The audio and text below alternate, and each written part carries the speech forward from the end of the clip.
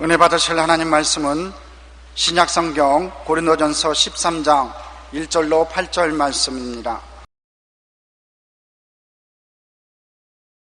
내가 사람의 방언과 천사의 말을 할지라도 사랑이 없으면 소리나는 구리와 울리는 꽹과리가 되고, 내가 예언하는 능력이 있어 모든 비밀과 모든 지식을 알고 또 산을 옮길 만한 모든 믿음이 있을지라도 사랑이 없으면 내가 아무것도 아니요, 내가 내게 있는 모든 것으로 구제하고 또 내 몸을 불사르게 내어줄지라도 사랑이 없으면 내게 아무 유익이 없느니라. 사랑은 오래 참고 사랑은 온유하며 시기하지 아니하며 사랑은 자랑하지 아니하며 교만하지 아니하며 무례히 행하지 아니하며 자기의 유익을 구하지 아니하며 성내지 아니하며 악한 것을 생각하지 아니하며 불의를 기뻐하지 아니하며 진리와 함께 기뻐하고 모든 것을 참으며 모든 것을 믿으며 모든 것을 바라며 모든 것을 견디느니라. 사랑은 언제까지나 떨어지지 아니하되 예언도 패하고 방언도 그치고 지식도 패하리라. 아멘.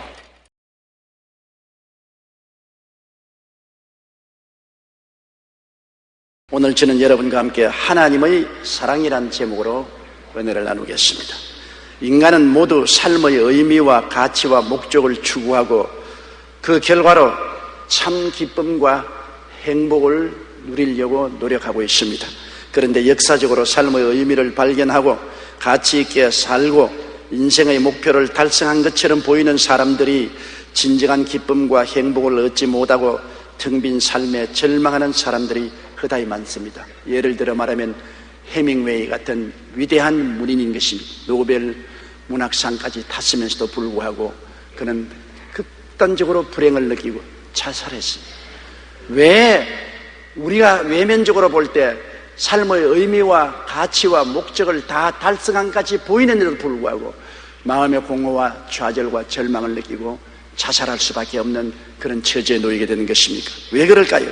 그 이유는 삶의 기쁨과 행복의 핵심 요소인 사랑의 결핍증에 걸려있기 때문인 것입니다. 모든 외면적인 환경을 보아서 완벽하다고 할지라도 내면적인 사랑의 결핍증에 걸리면 결코 행복을 가질 수가 없습니다. 첫째로 사랑이 없는 성취는 아무 의미가 없다는 것입니다. 고린도전서 13장 1절로 3절의 말씀을 다시 한번 여러분 귀 기울여 들어봐 주십시오. 내가 사람의 방언과 천사의 말을 할지라도 사랑이 없으면 소리나는 구리와 울리는 꽹과리가 되고, 내가 예언하는 능력이 있어 모든 비밀과 모든 지식을 알고 또 산을 옮길 만한 모든 믿음이 있을지라도 사랑이 없으면 내가 아무것도 아니요, 내가 내게 있는 모든 것으로 구제하고 또 내 몸을 불사르게 내어줄지라도 사랑이 없으면 내게 아무 유익이 없나니라고 말씀하고 있는 것입니다. 사람의 방언과 천사의 말을 할 수 있다는 것은 놀라운 축복입니다. 오늘날 사람의 방언을 많이 말하면 굉장히 자랑이라고 생각합니다.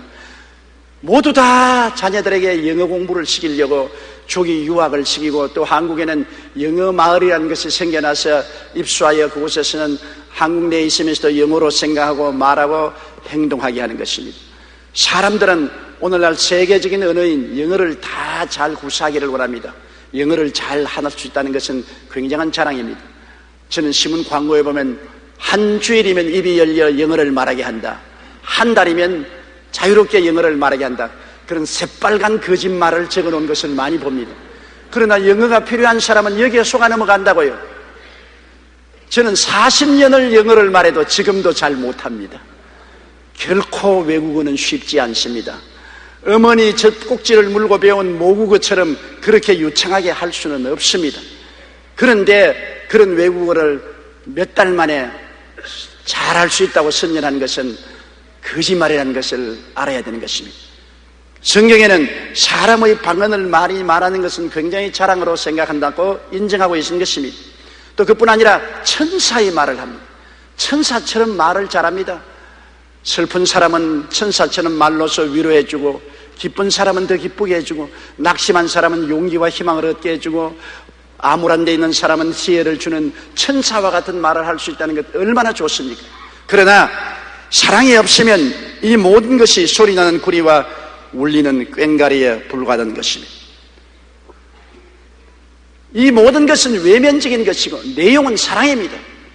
사랑이 있어야 많은 나라 방언을 말하는 것도 자랑스럽게 되고 천사처럼 잘 말할 수 있는 것도 큰 기쁨이 되고 자랑이 될 수 있는 것입니다. 사랑이 없으면 이것은 순수하게 소리나는 구리와 울리는 꽹과리에 불과하다고 말하는 것입니다. 요한일서 3장 18절로 19절에 자녀들아 우리가 말과 혀로만 사랑하지 말고 행함과 진실함으로 하자. 이로써 우리가 진리의 소관조를 알고 또 우리 마음을 주 앞에서 굳세게 하리라고 말씀한 것입니다.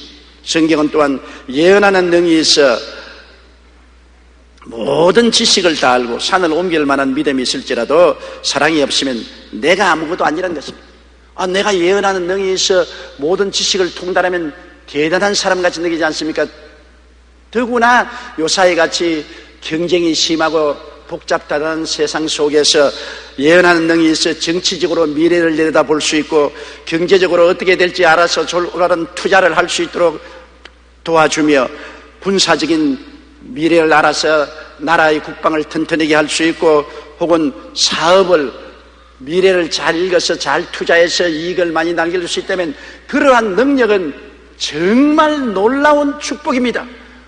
오늘날 미래학이라는 것은 우리의 존재를 좌지우지할 수 있는 큰 힘을 가지고 있습니다. 예언하는 능이라는 것은 정치, 경제, 군사, 산업 모든 분야에서 미래에 일어날 것을 미리 예측해서 말할 수가 있는 능력을 말하는 것입니다. 대단한 사람 아닙니까? 또 산을 옮길 만한 믿음을 가진 사람, 불가능을 가능케 하는 사람, 놀라운 사람 아닙니까? 무일푼으로 허허벌판에 거대한 기업을 일으키고 사업을 일으켜 수천 수만 명을 고용하고 나라를 부강케 하는 이러한 일들은 놀라운 일이요, 그런 사람들은 신념의 사람으로 칭찬을 받고 박수를 해줘야 될 것입니다. 그러나 성경은 말하기를 이와 같은 예언하는 능을 가진 사람, 산을 옮길 만한 믿음을 가진 사람이라도 사랑이 없으면 그 자체가 아무것도 아니라는 것입니다.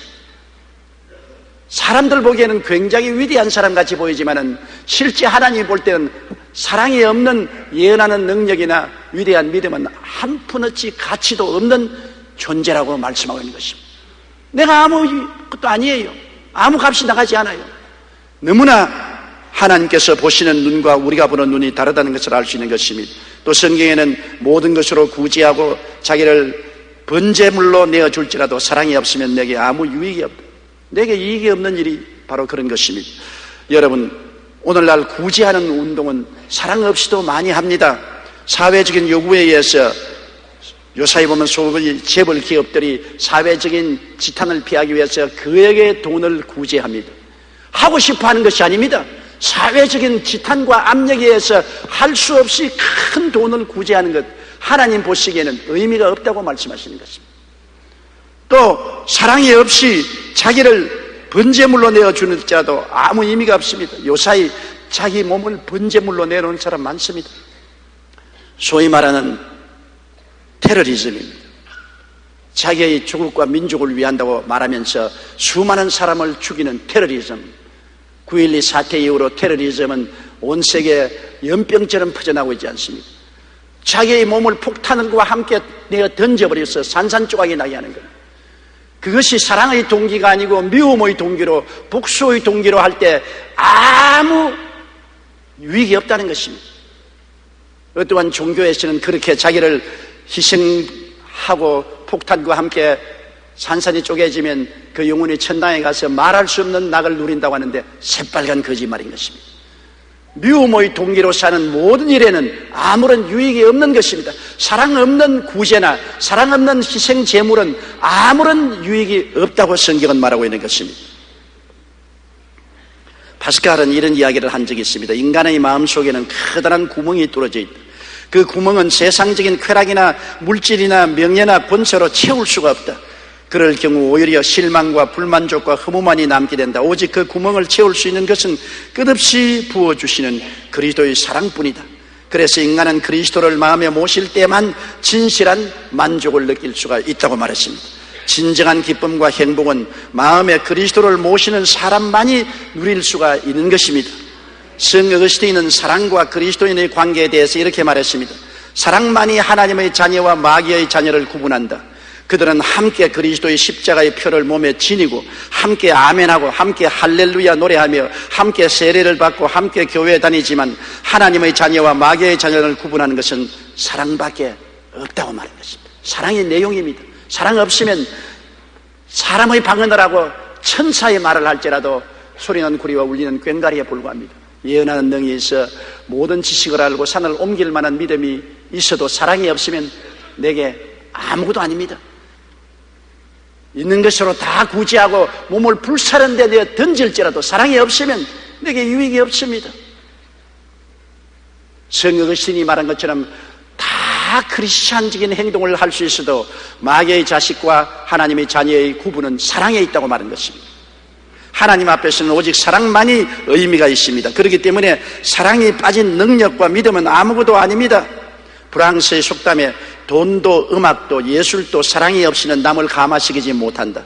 사랑이 없으면 그 어떤 수단을 동원한다 하더라도 영향력이 없다고 말한 것입니다. 신앙도 마찬가지입니다. 사랑이 없으면 아무것도 아니라는 것을 우리가 알아야 되는 것입니다. 둘째로, 내가 사랑하게 되면, 내게 사랑이 있으면 사랑하는 이 앞에서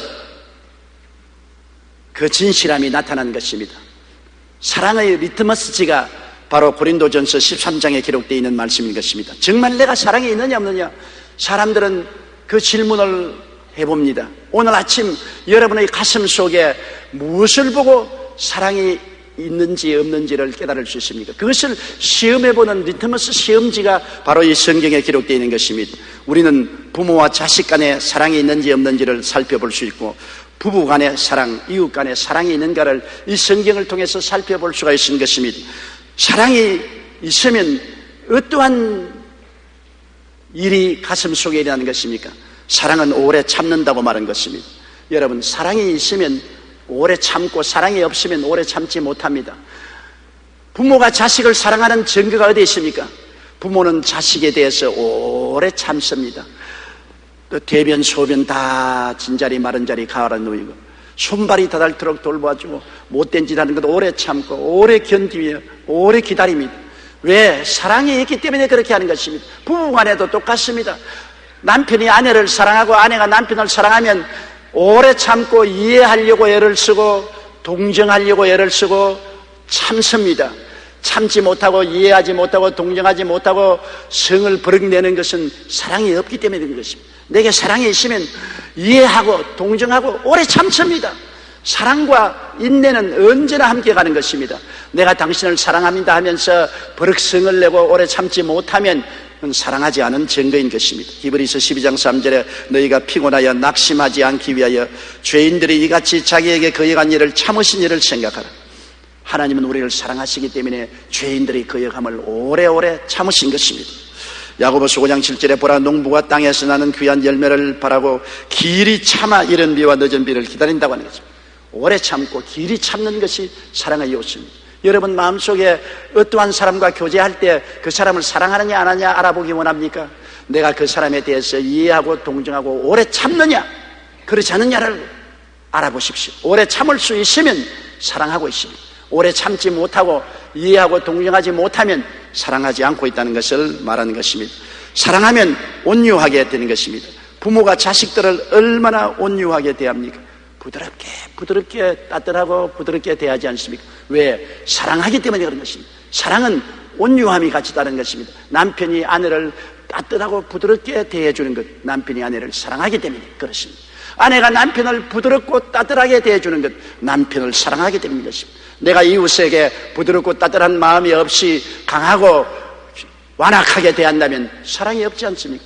이웃을 따뜻한 마음으로 부드럽게 대할 수 있으면 사랑이 있다는 증거가 되는 것입니다. 에베소서 4장 2절에 모든 겸손과 온유로 하고 오래 참음으로 사랑 가운데서 서로 용납하라고 말하고 있는 것입니다. 성경에 예수님이 나는 마음이 온유하고 겸손하다. 우리 사랑하기 때문에 온유하고 겸손한 예수님, 마음이 부드럽고 따뜻한 마음을 가지고 계셨다는 것입니다. 그러므로 우리는 사랑이 있느냐 없느냐를 알려면 내 마음이 상대에 대해서 따뜻하고 부드러우냐, 그렇지 않으면 차고 매서우냐, 이런 것으로 분별할 수가 있는 것입니다. 또한 사랑은 투기하지 아니한다고 말한 것입니다. 질투하지 않는다는 것입니다.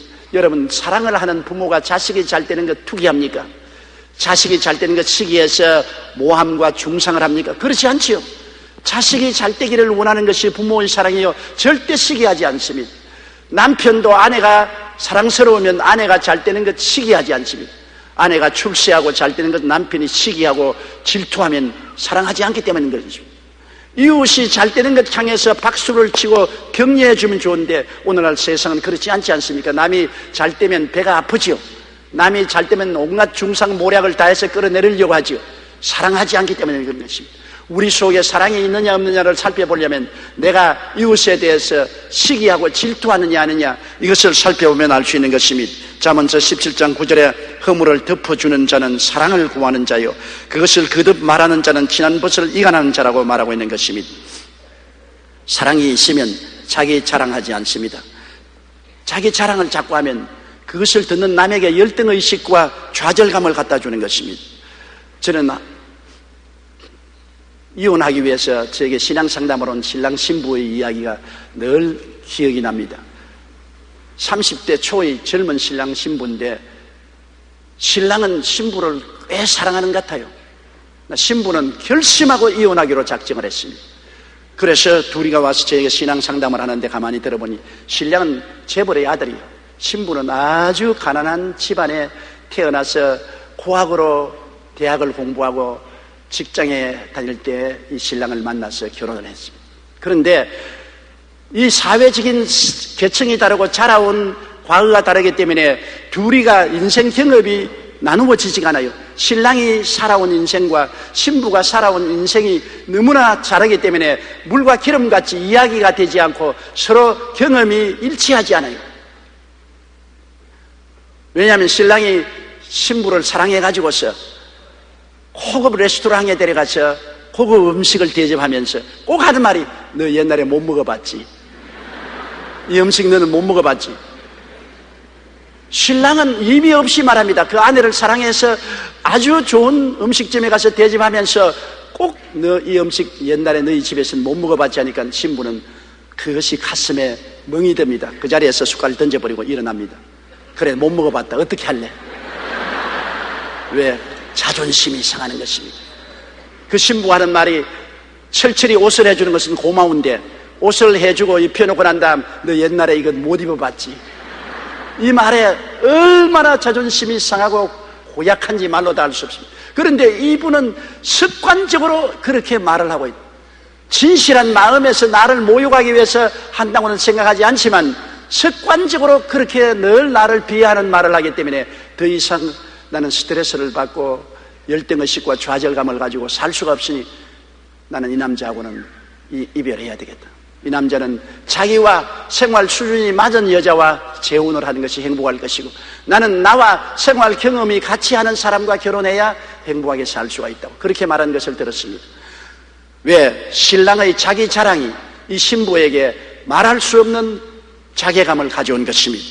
잠언서 27장 1절에 너는 내일 일을 자랑하지 말라. 하루 동안에 무슨 일이 일어날지 내가 알 수 없다고 말했고, 야고보서 4장 14절에 너희 생명이 무엇이냐 너희는 잠깐 보이다 없어지는 안개라고 말했으며 16절에 너희가 허탄한 자랑을 하니 그러한 자랑은 다 악한 것이라고 말한 것입니다. 우리가 자랑할 것이 아무것도 없어요. 우리는 다 하나님의 자비와 긍휼로서 지금까지 살아왔고 하나님의 은혜로 구원을 받고 또 은혜로 매일매일 신앙생활하다가 은혜로 천당할 것입니다. 나의 힘으로 된 것 아무것도 없습니다. 자랑하는 자는 주 안에서 자랑하라고 성경은 말씀하고 있는 것입니다. 내가 사랑이 있으면 자식들 앞에서 부모님이 나는 젊을 때 이렇게 아니었다 그런 자랑을 합니다. 부모가 자식들에게 거짓말 많이 해요. 애들이 공부 못하면 나는 너희만 할 때 공부 참 잘했는데, 나는 너희만 할 때 정말 순종 잘했는데, 깔끔하게 잘 살았는데, 대다수로 거짓말입니다. 자녀들에게 그런 헛한 자랑할 필요가 없어요. 자기 남편이 아내에게 자기 어시 되려고 자랑하면 아내는 속으로 비웃습니다. 웃기는 소리 하네요. 지가 뭐 잘났다고. 또 부인이 남편에게 자기 자랑할 것도 없어요. 둘이 다 손톱 털어놓고 솔직하게 인생을 사는 것이 좋습니다. 사랑하면 자랑하여 남을 열등의식을 갖게 만들지 않습니다. 또 사랑하면 교만하지 않는 것입니다. 자기 자만에 빠지지 않는 것입니다. 이만하면 됐다. 나만한 사람 없다. 나같이만 되어라. 자만인 것입니다. 부모가 자식을 사랑할 때 자식 보고 나만치만 되어라. 나 정도면 훌륭하다. 그렇게 자랑하지 않지요. 남편이 아내 보고 나 같은 사람하고 결혼한 것 행복하게 여겨라. 나는 당신의 분에 넘친다. 그런 소리 하면 사랑을 하지 않기 때문에 그런 소리 하는 것입니다. 또 부인이 내가 당신하고 살아주는 것도 고맙게 여겨라. 당신 어디 가서 내 같은 여자 얻을 걸 생각 좀 말아라. 그러면 얼마나 마음속에 수치심을 느끼게 되지 않습니까?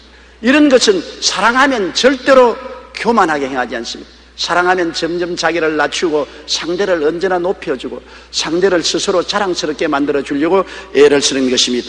잠언서 11장 18절에 교만은 패망의 선봉이요 거만한 마음은 넘어짐의 앞잡이니라. 빌립보서 2장 3절에 오직 겸손한 마음으로 각각 자기보다 남을 낮게 여기라고 말한 것입니다. 항상 남편은 아내를, 아내는 남편을, 우리는 이웃을 나보다 낮게 여기고 높여주고 칭찬해 주는 것을 잊지 말아야 되는 것입니다. 베드로전서 5장 5절에 서로 겸손으로 허리를 동이라. 하나님은 교만한 자를 대적하시되 겸손한 자들에게는 은혜를 주시느니라. 내가 사랑이 있으면 겸손합니다. 사랑이 없는 사람은 교만합니다. 오늘 내가 상대편에 대해서 우울감을 느끼고 교만함을 느낀다면 사랑이 없다는 것을 알아야 되는 것입니다. 또 사랑이 있으면 무례히 행치 않습니다. 여러분, 무례히 행한다는 것 참 고약한 일입니다. 예의 범절 없이 행하는 것입니다. 왜냐하면 자기가 오만불손해서 다른 사람을 무시하고 말도 무례한 말을 하고 행동도 무례한 말을 할 때 상대에게 굉장한 타격을 갖다 주는 것입니다. 아주 금방지게 허리를 쭉 펴고 반말하는 것 아주 나쁘지요. 오늘날 주의 종들이 이런 죄를 많이 짓습니다. 저도 텔레비를 틀어서 주의 종들이 설교하는 것을 많이 듣는데 주의 종들이 설교하면서 교인들 보고 안 그래? 아멘 해! 굉장히 제가 들을 때 기분이 나쁩니다. 지가 내 선생이냐 내 아버지냐 내 할아버지냐 왜 나보고 반말하냐 그런 생각이 마음에 올라오는 것입니다. 제가 늘 주의 종들에게 말하기를 너가 강단에 설 때는 하나님의 사자로서 하나님 말을 전달하는 것이지 사람들보다 우월해서 선 것은 아니기 때문에 반말하지 말라. 더구나 신앙 상담을 한다든지 신방 가서 성도들 모아놓고 남자 주의 종이 여자 성도들 앞에서 반말합니다. 이렇게 해 저렇게 해 그리고 우쭐거리고 잘난 듯이 말하는데 우쭐거리고 잘난 것이 아니라 아주 못난 자식이 그런 소리 하는 것입니다. 사랑이 있으면 무례하게 행치 않습니다. 어느 심사 행동을 예의 바르게 해야 사랑이 있는 사람인 것입니다. 잠언서 14장 21절에 이웃을 업신이 여기는 자는 죄를 범하는 자. 이웃을 업신 여기면 무례히 행동하지 않습니까? 로마서 15장 2절에 우리 각 사람이 이웃을 기쁘게 하되 선을 이루고 덕을 세우도록 하라. 항상 덕을 세우는 어느 심사 행동을 해야 사랑이 있는 것입니다. 그렇기 때문에 무례히 행하는 사람 보면 저 사람 사랑이 없고 그리스도가 그 속에 없다는 것을 알아야 됩니다. 예수 믿는다고 하면서 무례히 행하는 주의 종, 무례히 행하는 장로님 혹은 안수집사, 권사, 지구역장들이 있으면 아직까지 한참 신앙에 멀어 있다는 것을 깨달아야 하는 것입니다. 사랑은 언제나 예의 바르게 행하는 것입니다. 예절 바르는 것과 신앙과는 큰 관계가 있는 것입니다. 예절이 없는 신앙은 신앙이 아닌 것을 알아야 되는 것입니다. 또 사랑은 자기 유익을 굳지 않습니다. 사랑한다고 하면서 자식이 먹을 것 다 자기가 빼앗아 먹고 부인이 가질 것 다 자기가 가진다면 그 사랑한다고 할 수 있겠습니까? 처자를 다 버리고 난 다음 사랑한다고 할 수 있습니까? 나는 여러 번 이 말을 했지만은 또 한 번 하고 싶은 것은 제가 서대문에 있을 때 주의 종을 모집한다고 하니까 한 사람이 저에게 주의 종 모집에 신청해 와서 상담을 하는데 내가 처자는 어떻게 되었습니까? 그러니까 나를 보고 웃으시면 주님을 사랑하기 위해서 분토와 같이 버렸습니다 그러더라고요. 너무나 놀랐습니다. 주님을 사랑하기 위해서 처자를 분토와 같이 버린 사람이 주의 종이 되겠다고 저에게 상담을 하러 온 것입니다. 여러분, 이게 얼마나 자기 개인주의고 이기주의입니까? 자기의 유익을 구하기 위해서 자기가 책임진 처자를 분토와 같이 버리고 어떻게 주의 종으로 일할 수 있는 것입니까? 자기의 친족을 돌보지 않은 자는 믿지 않은 자보다 더 악하다고 성경은 말하고 있는 것입니다. 자기와 자기 처자는 자기의 목숨을 바쳐서 돌보아야 되는 것입니다. 그것이 책임이요, 그것이 사랑인 것입니다. 그것도 못하는 사람이 다른 사람을 어떻게 돌봐주는 것입니까? 내 처자도 돌보지 못하면서 누구를 돌볼 수 있다는 말인 것입니까? 그러므로 내 가장 가까운 사람에게 사랑을 베풀지 않는 사람이 멀리 있는 사람에게 어떻게 사랑을 베풉니까? 옛날에 보면은 자기 처자는 굶주리게 해놓고 저 멀리 있는 이웃 사람에게 있는 것 다 갖다 주는 사람 제가 많이 보았어요. 처자가 굶주리고 있는데 이웃 사람에게 다 갖다 나눠주고 나는 선한 사람이요 사랑을 베푸는 사람이라고 말하는 사람은 착각을 해도 보통 착각을 한 사람이 아닌 것입니다. 적은 일에 충성하는 자가 큰 일에도 충성합니다. 가까운 데 사랑을 베푸는 사람이 먼 데도 사랑을 베풀 수가 있는 것입니다. 그러므로 자기 유익을 구하는 그러한 삶은 사랑이 아닙니다. 자기를 희생해서 자기 가까이로부터 시작해서 남의 유익을 먼저 구하고 남을 잘되게 도와주는 것이 사랑인 것입니다. 남을 잘되게 한다는 것 힘든 일입니다. 그러나 남을 잘되게 하면 먼 훗날에 보면 그것이 자기를 잘되게 하는 첩경이라는 것을 알아야 되는 것입니다. 왜냐하면 주라 그리하면 돌려줄 것이니 곧 후회되어 눌러 흔들어 넘치게 해서 안겨주라고 하는 것입니다. 주면 돌아오는 것입니다.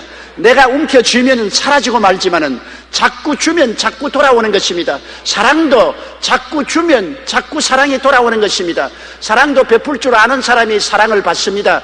많은 사람을 많이 사랑하면 나도 많이 사랑을 받게 되고 사랑 가운데 살게 되는 것입니다. 고린도전서 10장 33절에 모든 일에 모든 사람을 기쁘게 하여 자신의 유익을 구하지 아니하고 많은 사람의 유익을 구하여 그들로 구원을 받게 하라고 말한 것입니다. 모든 사람을 기쁘게 하고 모든 사람의 유익을 구하라고 말한 것입니다. 그럴 때 사랑이 있는 것이 나타나는 것입니다. 독일의 위대한 철학자 칼 야스파스는 대학을 다니던 시절 캠퍼스에서 아름다운 유태인 여학생을 본 순간에 교수가 학생에게 그만 활짝 반해서 사랑에 빠졌습니다. 그래서 프로포즈해서 결혼했습니다. 수재로 알려졌던 그는 졸업 후에 대학의 철학과 교수가 되어 모든 사람들이 선망의 대상이 되고 또 너무나 아름다운 가정을 이루었습니다. 그러나 얼마 후 독일이 히틀러 정권이 들어서면서 그 가정도 위기를 맞았습니다. 국가에서 유태인 아내와 이혼을 하든가 그렇지 않으면 대학을 떠나든가 둘 중 하나를 택하라고 했습니다. 그는 참으로 곤혹스러웠습니다. 그가 대학의 교수가 된 것은 자신뿐 아니라 가문의 영광이었고 아내를 만난 것 또한 자기 인생의 최대의 행복이었습니다. 그런데 이제 나치 독일하에서 유대인을 박멸할 때였습니다. 대학 당국에서는 대학 교수로 남기 위해서는 유대인 아내와 결별을 하든지 유대인 아내와 살기를 원하면 대학 교수직을 사표내라. 너무나 선택하기 어려운 지경에 놓여 있었습니다. 오랜 고민 끝에 야시퍼스는 아내를 택하고 교수직을 포기했습니다. 그러자 국가에서는 유태인 아내를 두었다는 이유로 그의 저술활동, 강연, 여행 모두를 봉쇄했습니다. 야시퍼스는 이러한 상황 속에서 아내를 원망하지 않았습니다. 오히려 더욱 아내를 위로하고 격려했습니다. 그는 아내가 수용소로 끌려가서 죽임을 당하지 않을까 하루도 마음을 놓지 못하고 바깥에 초인종 소리만 나도 진땀을 흘렸었습니다. 8년 뒤에 마침내 독일이 항복했다는 소식을 듣고 이들 부부는 서로 얼싸안고 기뻐했습니다. 그 아내가 그 남편을 얼마나 사랑했던지. 왜냐하면 가문의 영광이요 일신의 출세인 독일 대학의 철학과 교수직도 아내를 사랑하기 위해서 헌신자까지 내어 던지고 자기의 유익을 굳지 않고 아내의 안전을 위해서 자기의 목숨까지 위험하게 내놓은 그 남편을 사랑했습니다. 왜 야시퍼스가 교수직까지 포기하고 모든 불이익을 감수했습니까? 아내를 사랑했기 때문인 것입니다.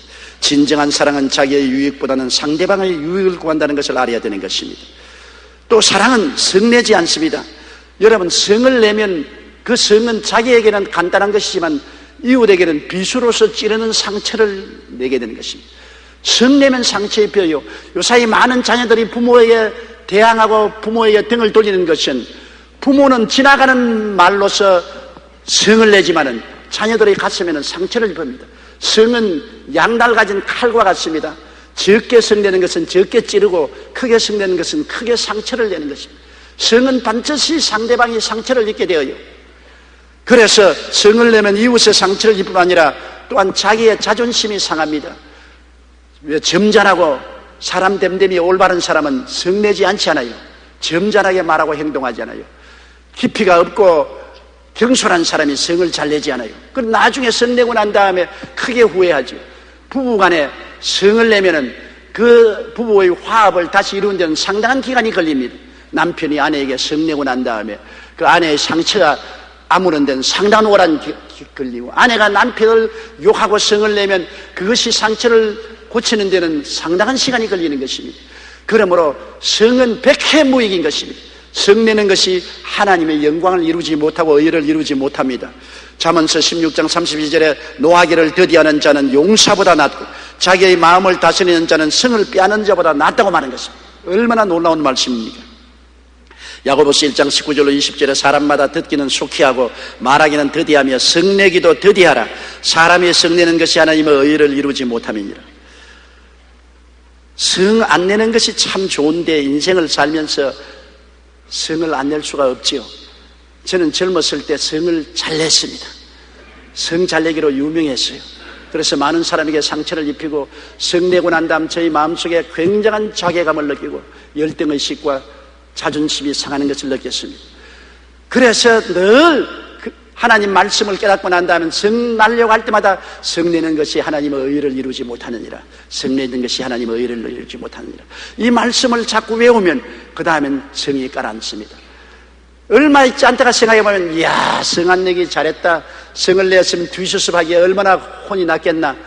여러분, 성 내는 것은 사발에 물을 엎는 것과 같습니다. 나중에 끌어 담지도 못하고 뒤수습하기가 얼마나 곤란한지 몰라요. 참는 것이 제일 좋습니다.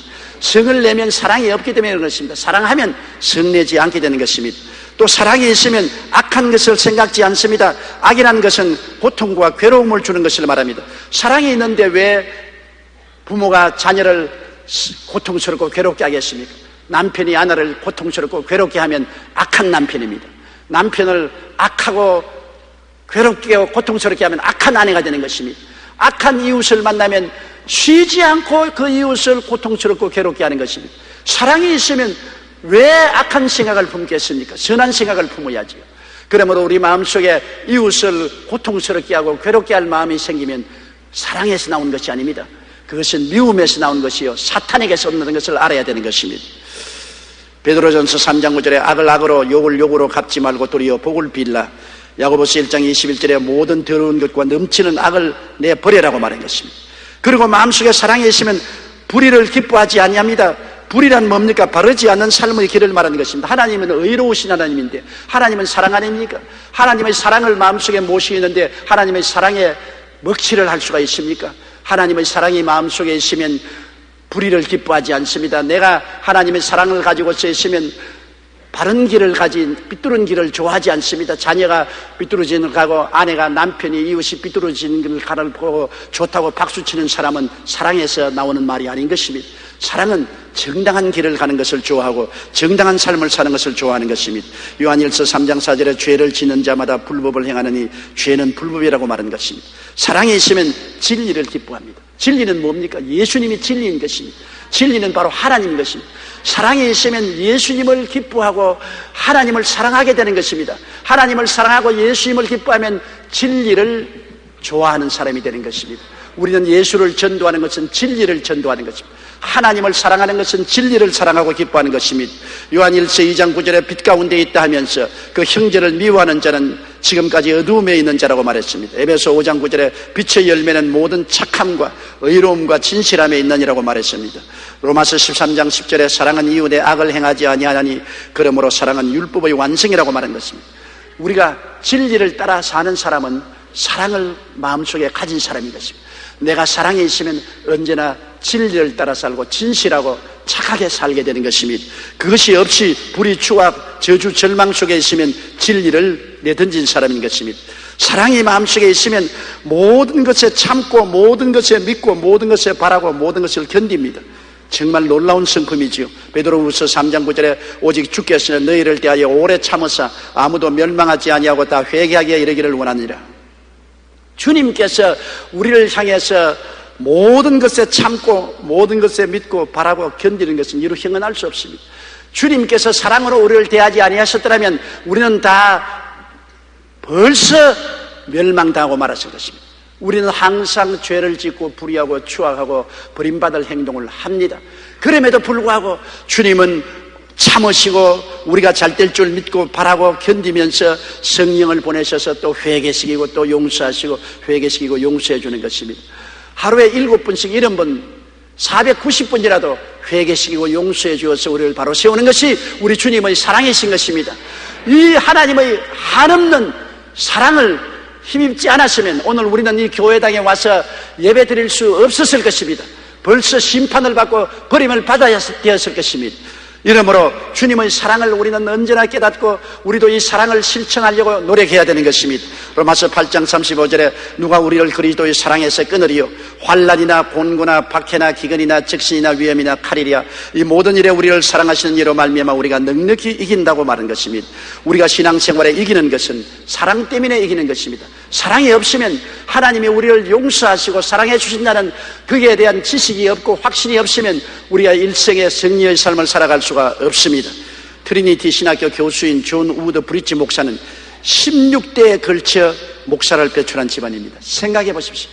3, 4대 계속되는 목사도 아니고 16대를 이어가면서 목사직을 계승한 집안인 것입니다. 그렇기 때문에 그는 아주 어릴 적부터 집안에서 늘 경건과 시간과 예배를 드렸습니다. 속으로 늘 가정 예배가 끝나기만 하면 나 도망쳐 놀겠다고 늘 생각했습니다. 그러면서 집안의 분위기 때문에 자신을 훌륭한 그리스도인이라고 생각했습니다. 그러나 브릿지 목사가 대학에 들어간 후로 비로소 자신이 그리스도인이 아니요 신앙도 전혀 없고 부모가 시키기 때문에 억지로 가정 예배 보고 교회 나왔다는 것을 깨달았습니다. 부모님은 그가 대학을 졸업한 후 신학교를 가기 원했지만 브릿지 목사는 거절했습니다. 아버지가 이유를 묻자 저는 예수를 믿지 않아요. 그러므로 저는 아버지 대를 이어서 목사가 될 수 없습니다. 아주 깨놓고 이야기했습니다.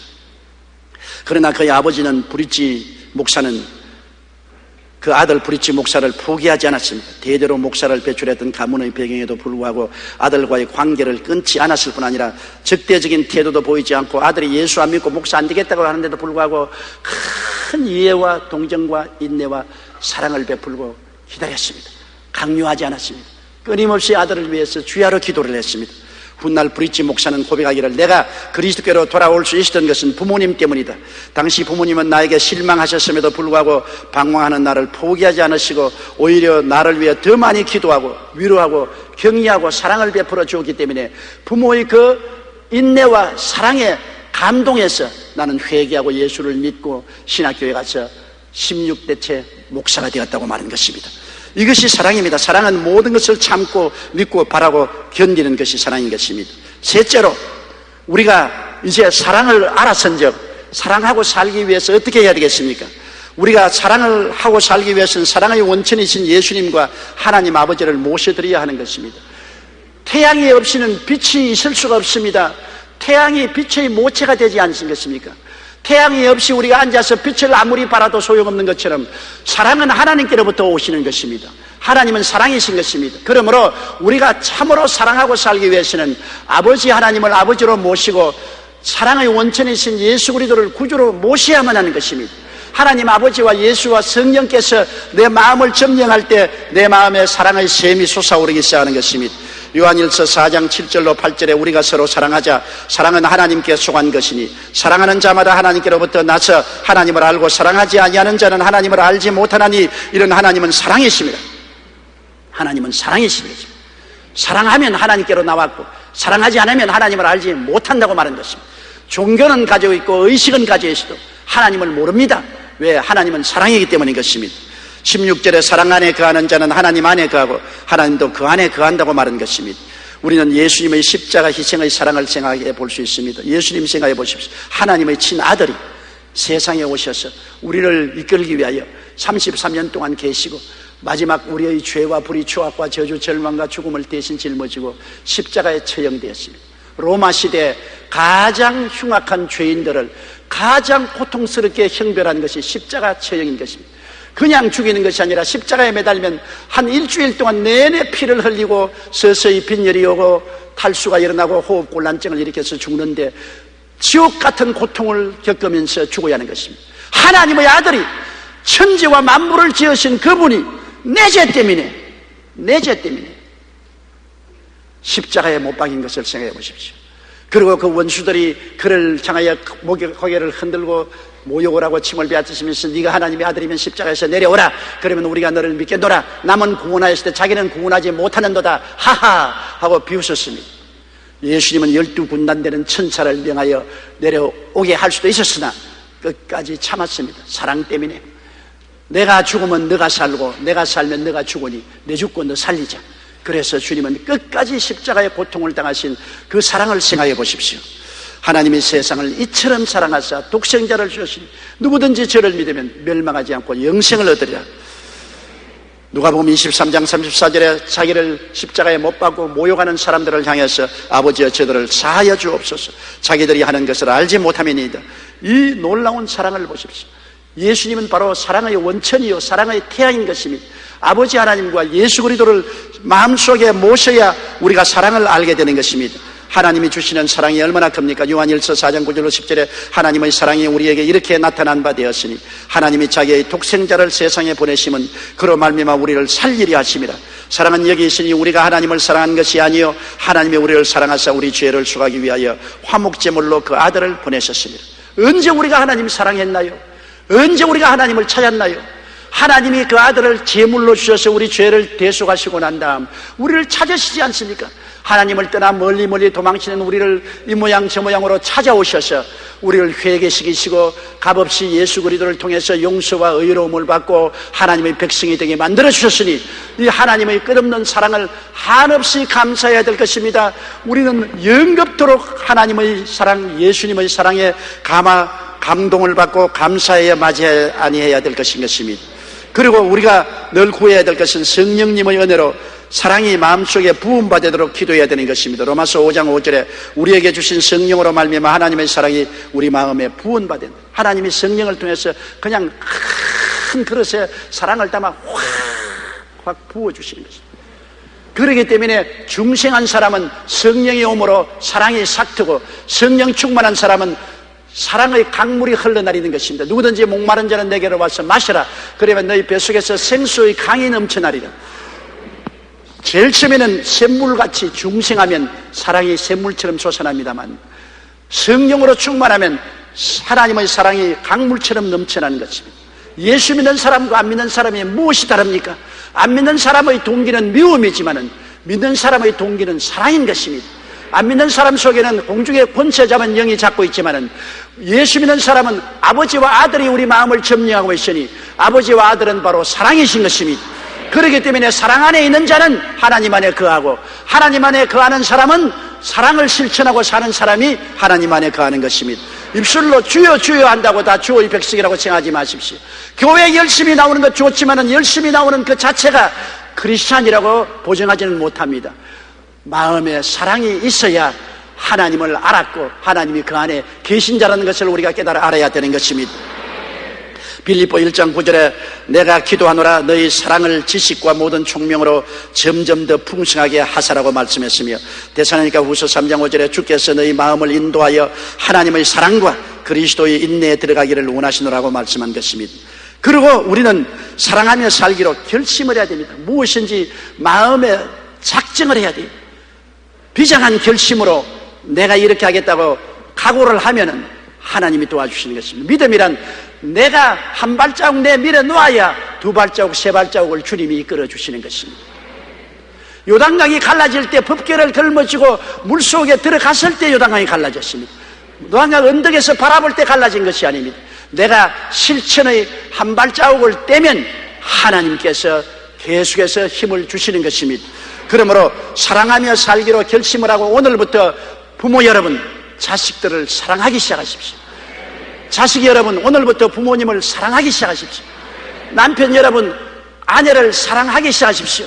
이거 난 사랑하기 싫은데요. 싫어도 억지로라도 한번 하십시오. 사랑한다고 하고 한번 포옹하고 뽀뽀를 해 주십시오.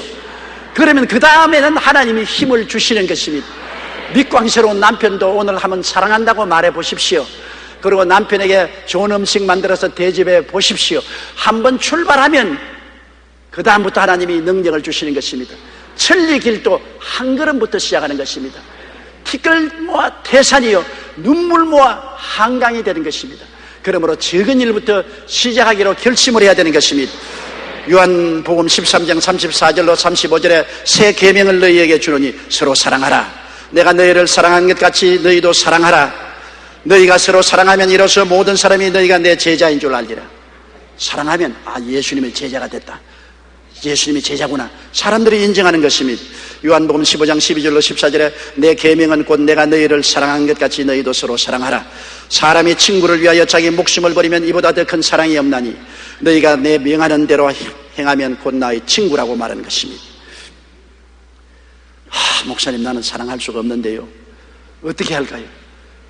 그것이 어떤 자매님이 내게 신앙 상담하는 것입니다. 자기는 시부모와 시누이, 시동생을 사랑할 수가 없다는 것입니다. 시집에 와서 자기 집을, 자기 큰 대갓집에 와서 종처럼 부려먹고 너무나 구박을 받았기 때문에 시집 식구들을 사랑할 수 없다. 그리고 몸이 병들었어요.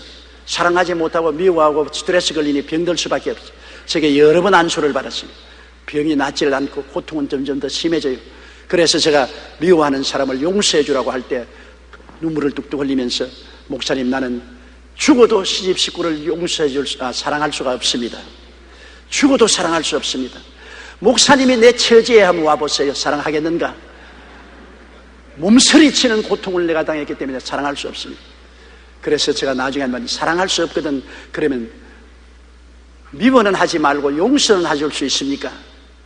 한참 있으니 사랑은 못해도 용서는 해줄 수 있다고. 그럼 용서부터 출발하자고. 그래서 그날 그 시아버지 시어머니 이름을 부르고 시집 식구들의 이름을 부르고 용서한다고 말하자마자 얼마 있잖아요. 성령이 오셔서 통곡을 하고 눈물을 흘리고 가슴을 치고 용서합니다. 하나님이 그 모든 것을 용서합니다. 예수님이 나를 용서한 것처럼 용서합니다. 그렇게 큰 울고 나더니만 나중에, 목사님, 사랑도 조금 할 수 있어요. 그러더라고요. 용서가 사랑의 출발이 되는 것입니다. 사랑할 수 없으면 용서부터 해야 되는 것입니다. 용서하고 나면 사랑이 다가오고, 그 다음 사랑으로서 넘치게 되면 모든 마음의 병도 고침을 받게 되는 것입니다. 미움은 마귀의 성품이기 때문에 마귀가 오면 도역질하고 죽이고 멸망시키지 않습니까? 사랑은 하나님의 성품이기 때문에 하나님이 오면 생명을 얻되 넘치게 얻는 역사를 나타내 주시는 것입니다. 잠언서 10장 12절에 미움은 다툼을 일으켜도 사랑은 모든 허물을 가리느니라고 말했습니다. 나무 허물 자꾸 들추어내는 것, 이것은 미움이요 마귀의 역사인 것입니다. 이제 지방선거가 다가오니까 입후보 하면 상대방을 너무 허물을 드러내는데 전력을 기울입니다. 있는 죄 없는 죄 다 들추어내고 있는 허물 없는 허물 다 들추어내서 만신창이를 만들어 놓습니다. 이것은 세상이 악한 자에게 속하였으며 세상이 미움에 속해 있다는 것을 표시하는 것입니다. 사랑은 허다한 허물을 덮어주는 것입니다. 사랑은 공정 경쟁을 해야 사랑이 되는 것입니다. 베드로전서 4장 8절에 무엇보다 뜨겁게 서로 사랑할지니 사랑은 허다한 죄를 덮느니라고 말합니다. 허물도 덮고 죄도 덮어주는 것이 사랑인 것입니다. 에베소 4장 32절에 서로 친절하게 하며 불쌍히 여기며 서로 용서하기를 하나님이 그리스도 안에서 너를 용서하심과 같이 하라. 하나님이 그리스도 안에서 우리 용서한 것은 수천만 번인데 우리는 이웃을 한두 번도 용서 안 하려고 하니 어떻게 되겠습니까? 성경에 주님, 우리가 기도할 때 우리에게 죄 지은 자를 사하여 준 것 같이 우리의 죄도 사하여 달라고 기도하라고 말씀한 것입니다. 나는 남의 죄를 용서하면서 내 죄는 용서하여 주옵소서, 용서하여 주옵소서. 철면피하기 짝이 없습니다. 이것이 하나님 앞에 망령되이 행하는 것입니다. 자기는 허물을 덮고 용서하고 남의 허물은 까발리고 남의 죄는 폭로시키며 사는 것이 어떻게 진실한 크리스찬인 것입니까? 사랑은 남의 허물도 덮어주고 남의 죄도 용서해주고, 그리고 하나님 앞에 내 허물도 사하시고 내 죄도 용서해달라고 기도하는 것이 참 사랑인 것입니다. 고린도전서 13장 8절에 사랑은 언제까지나 떨어지지 아니하고 예언도 피하고 방언도 그치고 지식도 피하려. 주님 오시는 그날에는 예언이 다 이루어졌으니 피하죠. 주님 오셨는데 뭐 방언할 필요 있어요? 다 아는 말로 하죠. 주님 오시는데 무슨 성경 지식이 필요합니까? 눈으로 주님을 직접 만나 뵙는데 지식도 다 거치는 것입니다. 그러나 사랑은 세세뭉토록 계속하는 것입니다. 하늘나라는 바로 사랑의 동산에 들어가는 것입니다. 모든 것에 사랑이 꽃피고 열매 맺는 것이 천국인 것입니다. 우리가 세상에 사는 모든 것은 형식이요 내용이 아닙니다. 모든 것은 일시적인 것이요 영원하고 무한하지 않습니다. 사랑만이 삶의 진실한 내용이요 영원하고 무한합니다. 우리의 삶의 내용은 사랑밖에 없습니다. 돈도 사랑이 있어야 가치가 있고, 권력도 사랑이 있어야 빛을 내는 것입니다. 아름다운 집, 화려한 옷, 맛있는 음식도 사랑이 있어야 그것이 우리 인생을 행복하게 만드는 것입니다. 사랑이 없으면 소리나는 구리와 울리는 꽹과리가 되고 내가 아무것도 아니고 내게 아무 유익도 없습니다. 그러므로 오늘 이 시간부터 여러분, 사랑의 원천 되시는 아버지 하나님과 예수님을 모시고 십자가의 사랑을 생각하고 그 사랑이 성령으로 내 마음에 부음받기를 원하여 기도하고 사랑하며 살기로 결심하십시오. 한 걸음이 천리를 만드니까 오늘부터 나는 적은 일부터 시작해서 사랑하며 살기로 결심을 하시고 사랑으로서 실천하여 여러분이 참으로 하나님께 영광되고 행복한 일생을 살게 되시기를 주님 이름으로 축원합니다. 고개 숙여 기도드리겠습니다. 사랑이 많으신 우리 아버지 하나님, 오늘 하나님 말씀을 통하여 사랑이 모든 것 중에 모든 것이요 모든 형식 중에 내용인 것을 우리가 알았습니다. 우리는 사랑의 리트머스지로 우리가 사랑이 있는지 없는지를 알아볼 수 있었습니다. 우리 마음속에 참으로 사랑이 있는지 없는지를 여러 번 아버지 살펴보고 우리는 사랑이 없는 것을 회개하고 자복하고 사랑으로서 실천하며 사는 우리들이 되게 도와주시옵소서. 이것이 남을 살리고 나를 살리고 가정을 살리고 나라를 살리는 일이라는 것을 알게 하여 주시옵소서. 예수님 이름으로 기도드리옵나이다.